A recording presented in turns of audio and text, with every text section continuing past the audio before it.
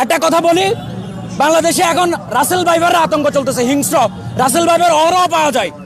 রাসেল ভাইবার আইনা সিদ্ধ করে কাইটা এর মাংস এদেরকে খাওয়ানো হোক, তারপর এরা হিংস্র হবে। এরা বাঘের মতো হিংস্র মাঠে না হইতে পারলেও এরা রাসেল ভাইবার মাংস খায় হিংস্র হইতে পারবে। বাংলাদেশে ক্রিকেট নিষিদ্ধ করে দেওয়া উচিত। মানে 10 রান করতে পারলো না, কয়টা ম্যাচ গেল, কি খেলতেছে এগুলা? এই বাংলাদেশ দলের জার্সি থেকে টাইগার খুইলা খরগোশ বা গচ্চম লাগানো উচিত বলে আমি মনে করি। যমুনা রেফ্রিজারেটর, খাবার ফ্রেশ তো লাইফ জম্পেশ। প্রত্যাশার যোগ্য নয়। যে জায়গায় 116 রান চেস করতে পারে সেই জায়গায় টি-20 ফরম্যাটে আসলে এটা ভালো কোনো লক্ষণ নয়। সেই চলে আজকে যে সেমিতে খেলবে এই ধরনের মন মানসিকতা নিয়ে এরা নামে নাই। এরা নামছে ওই যে একটা জয়, কোনো রকম সম্মানজনক জয় হবে এটা নিয়ে তারা বাড়ি আসবে। মায়ের দোয়া টিম ঘরের ছেলে ঘরে আসবে, এতটুকুই। এরা যে আমাদের উপর দিয়ে কি যাচ্ছে, আমাদের ভিতরটা যে কি হচ্ছে, এরা এগুলো দেখবে না।